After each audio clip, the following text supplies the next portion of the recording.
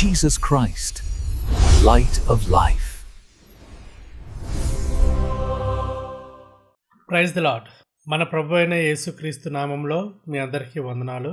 ఈరోజు మనం ఆదికాండము 3వ అధ్యాయంలోని 11వ వచనం నుండి ధ్యానించబోతున్నాము. నీవు ఎక్కడ ఉన్నావు అని దేవుడు ఆదామును పిలిచినప్పుడు ఆదాము తన తప్పును ఒప్పుకోవడానికి బదులుగా ఇతరుల మీద నిందలు వేశాడు. నేడు మన జీవితాల్లో కూడా ఏదైనా కష్టం వచ్చినప్పుడు మనం కూడా ఇతరులను నిందిస్తున్నామా? లేక మన తప్పులను దేవుని ముందు ఒప్పుకొని పశ్చాత్తాపడుతున్నామా? దేవుడు ఏదైనా తోటలో మానవుడిని ఎందుకు వెళ్ళగొట్టాడు? ఈరోజు ఈ వాక్యం ద్వారా దేవుడు మీతో వ్యక్తిగతంగా మాట్లాడుతున్నారు. మీ హృదయాలను ఆయనకు తెరిచి ఉంచండి. ఈ ధ్యానం ద్వారా మన కుటుంబాల్లో, మన వ్యక్తిగత జీవితాల్లో ఒక నూతన మార్పును ప్రభువు అనుగ్రహిస్తారు. వాక్య ధ్యానంలోకి వెళ్దాం. సర్వశక్తిమంతుడు అయిన దేవా, మా పరలోకపు తండ్రి, నీ పరిశుద్ధ నామమునకు వందనాలు. ఈ సమయంలో మీ వాక్యాన్ని వినడానికి నీ సన్నిధికి చేరుకున్న ప్రతి బిడ్డను బట్టి మీకు వందనాలు, స్తోత్రములు చెల్లిస్తున్నాం నాయన. ప్రభువా, ఆదికాండంలోని ఈ సత్యాలను మేము ధ్యానించుచుండగా మా హృదయపు కన్నులను తెరవండి.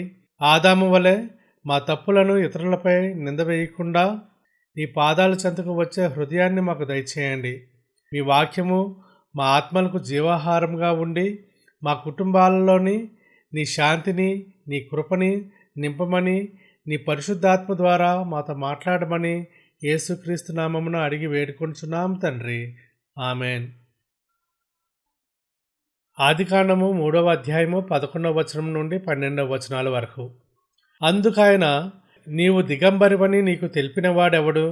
నీవు తినకూడదని నేను నీకు ఆజ్ఞాపించిన ఫలవృక్షమును తింటివా అని అడిగెను. అందుకు ఆదాము, నాతో నుండుటకు నీవు నాకిచ్చిన ఈ స్త్రీయే ఆ వృక్ష ఫలములు కొన్ని నాకియ్యగా నేను తింటిననెను. ఇక్కడ ఆదాం చేస్తున్న పని చూడండి, నింద వేయడం. మొదట దేవుని మీద, ఆ తర్వాత స్త్రీ మీద. పాపం చేసిన వాడు ఎప్పుడూ తన తప్పు ఒప్పుకోకుండా అవతల వారి మీద నింద వేస్తూ ఉంటాడు. నా భార్య వల్ల ఇలా అయింది, నా భర్త వల్ల ఇలా అయింది, నా పరిస్థితుల వల్ల ఇలా అయింది, ఇలా ప్రతిదానికి వేరే ఒకరి మీద నెపం మోపుతూ ఉంటారు.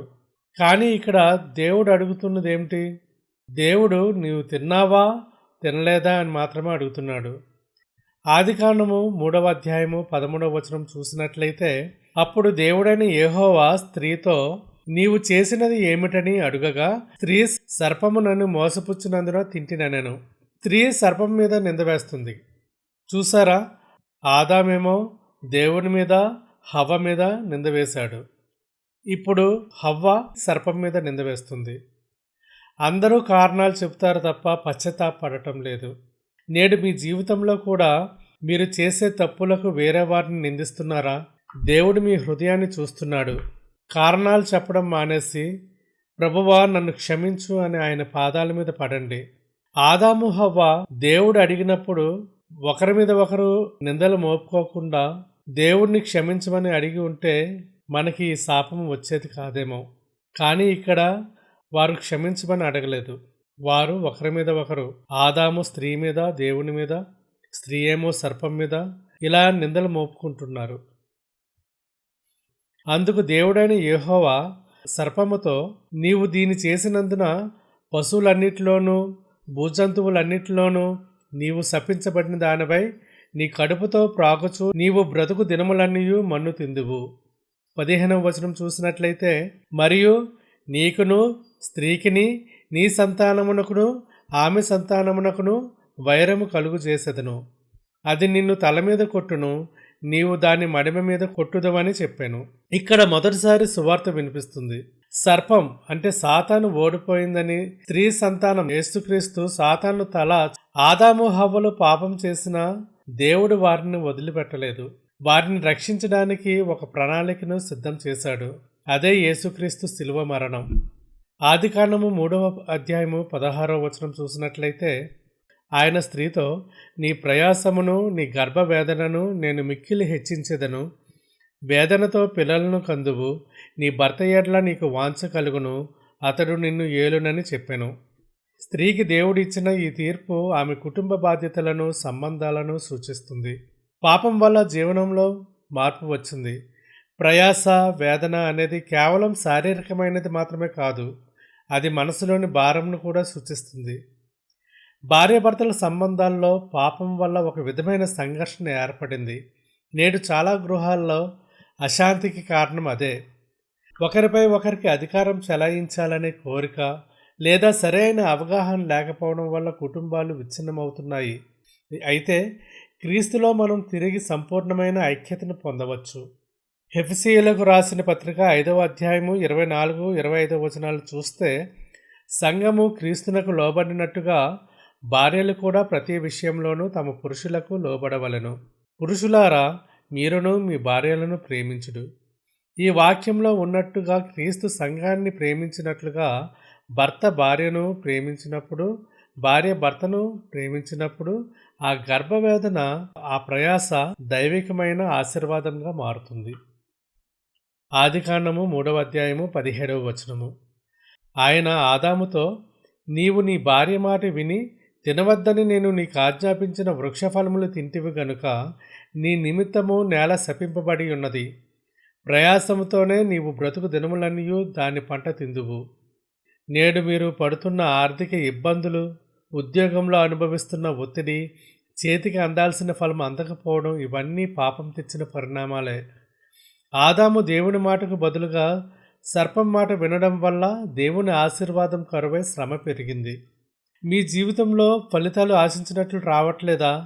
దేవుని ఆజ్ఞలను మీరు విస్మరిస్తున్నారేమో ఒక్కసారి ఆత్మ పరిశీలన చేసుకోండి. ఆదికాండము 3వ అధ్యాయము 18వ వచనం నుండి 19వ వచనం వరకు. అది ముండ్ల తుప్పలను, గచ్చ పొదలను నీకు మొలిపించును, పొలంలోని పంట తిందువు.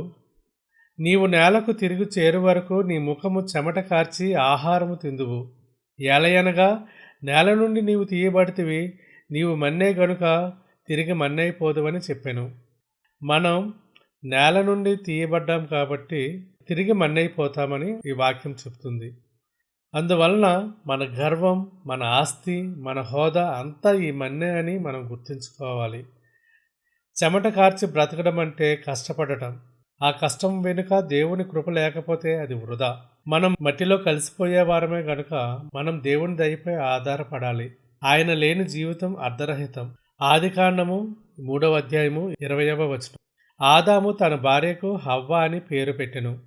ఏలయనగా ఆమె జీవము గల ప్రతివానికి తల్లి.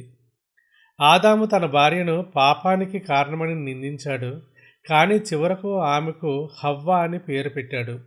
హవ్వ అంటే జీవము కలది అని అర్థం. అంటే దేవుడు ఇచ్చిన శాపంలో కూడా ఆదాము నిరీక్షణను చూశాడు. మరణం వచ్చినా దేవుడిచ్చే జీవం ద్వారా సంతానం ఉంటుందని, ఆ సంతానం ద్వారా రక్షకుడు వస్తాడని అతను గ్రహించాడు. ప్రియమైన సహోదరి సహోదరులారా, మీ కుటుంబంలో కూడా మీరు ఓటమిని కాకుండా జీవాన్ని చూడటం ప్రారంభించండి. పరిస్థితులు ఎంత దారుణంగా ఉన్నా దేవుడిచ్చిన నిరీక్షణను కోల్పోకండి. ఆదికాండము 3వ అధ్యాయము 21వ వచనం. దేవుడైన యెహోవా ఆదామునకును అతని భార్యకును చర్మపు చొక్కాయలను చేయించి వారికి తొడిగించెను. వారు చేసుకున్న అంజూరపు ఆకులు వారి సిగ్గును కప్పలేకపోయాయి. కానీ దేవుడు జంతువును వధించి దాని చర్మంతో వారిని కప్పాడు.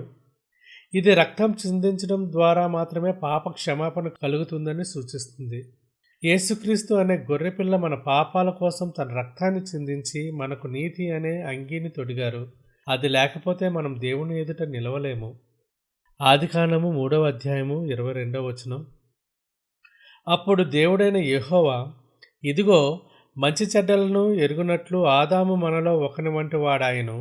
కాబట్టి అతడు ఒకవేళ తన చెయ్యి చాచి జీవవృక్ష ఫలమును కూడా తీసుకుని తిని నిరంతరము జీవించునేమో అని. ఇక్కడ దేవుని ఆలోచనను మనము గమనించాలి. పాపంతో ఉన్న మానవుడు అదే స్థితిలో ఉండి జీవవృక్ష ఫలమును తింటే ఆ పాపపు స్థితిలోనే నిరంతరము బ్రతకవలసి వస్తుంది. అది మానవుడికి శాపంగా మారుతుంది. దేవుడు మానవుడికి ఆ శాపం నుండి కాపాడటానికి పాపంలోనే మనిషి నిత్యం బ్రతకకూడదనే ఉద్దేశంతోనే ఈ విధంగా చేశాడు. నేడు మన జీవితాల్లో కూడా దేవుడు కొన్ని మార్గాలను మూసివేస్తున్నాడేమో అని బాధపడుతున్నామా? బహుశా ఆయన మిమ్మల్ని ఒక చెడు సహవాసం నుండి, ఒక పాపపు అలవాటు నుండి, లేదా మీ ఆత్మకు హాని చేసే ఒక స్థలం నుండి దూరంగా ఉంచుతున్నాడేమో గమనించండి. అది ఆయన శిక్ష కాదు, మీ రక్షణ కొరకు ఆయన వేస్తున్న కంచె. ఆదికాండము 3వ అధ్యాయము 23వ వచనం. దేవుడైన యెహోవా అతడు ఏ నేల నుండి తీయబడినో దాన్ని సేద్యపరచుట ఏదైనా తోటలో నుండి అతన్ని పంపివేశెను. ఏదైనా తోట అంటే సుఖ సంతోషాల స్థలం. ఆ తోట నుండి బయటకు పంపబడటం అంటే దేవుని సన్నిధికి దూరంగా కష్టాల్లోకి వెళ్ళడం. పాపం ఎప్పుడూ మనల్ని దేవుని సన్నిధి నుండి దూరం చేస్తుంది. మీరు దేవుని సన్నిధిని కోల్పోయారా? మీ కుటుంబంలో ఆనందం మాయమై నిరంతరం శ్రమ కష్టాలే మిగిలాయా? దేవుని వైపు తిరిగి ఆయన సన్నిధిని వెతకడం మాత్రమే ఏకైక పరిష్కారం. ఆదికాండం 3వ అధ్యాయము 24వ వచనం. అప్పుడు ఆయన ఆదామును వెళ్ళగొట్టి ఏదైనా తోటకు తూర్పు దిక్కున కెరూబులను జీవ వృక్షమునకు పోవు మార్గమును కాచుటకు ఇటు అటు తిరుగుచున్న ఖడ్గ జ్వాలను నిలువబెట్టెను. ఈ కెరూబులు ఖడ్గ జ్వాలలు దేవుని పరిశుద్ధతకు నిదర్శనము. పాపం దేవుని సన్నిధికి అడ్డుగోడగా నిలిచింది, కానీ దేవుడు మనల్ని పూర్తిగా విడిచిపెట్టలేదు. ఆ తోట తూర్పు దిక్కును మూసేసినప్పటికీ క్రీస్తు ద్వారా ఆ మార్గాన్ని ఆయన తిరిగి తెరిచారు. హెబ్రీయులకు రాసిన పత్రిక 10వ అధ్యాయము 20వ వచనంలో ఉన్నట్లు ఆయన రక్తము వలన పరిశుద్ధ స్థలమునందు ప్రవేశించుటకు మనకు ధైర్యము కలిగి ఉన్నది. యేసుక్రీస్తు తన శరీరమనే తెర ద్వారా మనకు కొత్త జీవ మార్గాన్ని ప్రతిష్ఠించాడు. ఆ ఖడ్గజ్వాలల ద్వారా కాకుండా యేసు రక్తము ద్వారా మనం నేడు పరిశుద్ధ స్థలంలోనికి ధైర్యంగా ప్రవేశించవచ్చు. ప్రియమైన సహోదరి సహోదరుడా, ఏదైనా తోట నుండి మానవుడు బయటకు వెళ్ళిపోయినప్పటికీ దేవుడు మానవుడిని రక్షించే పనిని ఆపలేదు. నేడు మీరు మీ తప్పుల వల్ల దేవునికి దూరంగా ఉన్నామనే భావనలో ఉండొచ్చు, కానీ నిరాశ పడకండి. ఆ ఖడ్గజ్వాలల అడ్డుగోడలను యేసుక్రీస్తు శిలువ మరణంతో తొలగించాడు. ఆయన మన కోసం మార్గమై, సత్యమై, జీవమై ఉన్నాడు. మీరు ఎక్కడ ఉన్నా, ఏ పరిస్థితిలో ఉన్నా మీరు ఆయనను పిలిస్తే చాలు, ఆయన మిమ్మల్ని తన సన్నిధిలోకి తిరిగి ఆహ్వానిస్తాడు. నీవు ఎక్కడ ఉన్నావు అని అడుగుతున్నాడు. మీ హృదయపు ద్వారాలు ఆయన కోసం తెరవండి. ఆయన మిమ్మల్ని వెతకడానికి వస్తున్నాడు. ఆదాములాగా నిందలు వేయడం ఆపండి. సర్పం చూపిన లోకపాసలను విసర్జించండి. దేవుడు మీకు తొడిగిన నీతి అనే అంగీని ధరించుకోండి. మీ కుటుంబాల్లో, మీ వ్యక్తిగత జీవితాల్లో రక్షణ కావాలంటే ఆయన శిలువ త్యాగాన్ని విశ్వసించండి. ఆయన మీ పాపాలను క్షమించడానికి సిద్ధంగా ఉన్నాడు. మీ కన్నీళ్లను ఆయన తుడుస్తాడు. మీ గాయాలను ఆయన మాన్పుతాడు. మళ్ళీ ఏదైనా తోటలో దేవునితో సహవాసం చేసినట్లుగా నేడు పరిశుద్ధాత్మ ద్వారా మీరు ఆయనతో సహవాసం చేయవచ్చు. ముగింపు ప్రార్థన. పరిశుద్ధుడా, నీ వాక్యం ద్వారా మాతో మాట్లాడినందుకు నీకు వేలాది వందనాలు. ప్రభువా, ప్రత్యేకంగా ఈ ఛానల్ చూస్తున్న ప్రతి ఒక్కరిని, ఈ యూట్యూబ్ కుటుంబ సభ్యులందరినీ నీ చేతులకు అప్పగిస్తున్నాము. ముఖ్యంగా మా ప్రియ సహోదరుడు డేవిడ్ రాజును నీ కృపతో నింపండి. ఆయన జీవితంలో ఏ అవసరతలున్నా, ఏ కష్టంలో ఉన్నా నీవు తోడుగా ఉండి ఆయనకు ఆదరణను, విడుదలను ప్రసాదించండి. నీ వాక్యమును వారి జీవితాల్లో ఫలింపజేయండి. శత్రువైన సాతాను వేసే నిందల నుండి, పాపపు అడుగుల నుండి వారిని తప్పించి నీ పరిశుద్ధాత్మలో నడిపించండి. మీ రాకడ కొరకు మమ్మల్ని సిద్ధపరచమని, నీ కృప నిరంతరము మాకు తోడుగా ఉంచమని యేసుక్రీస్తు నామమున అడిగి వేడుకొంచున్నాం తండ్రి. ఆమెన్.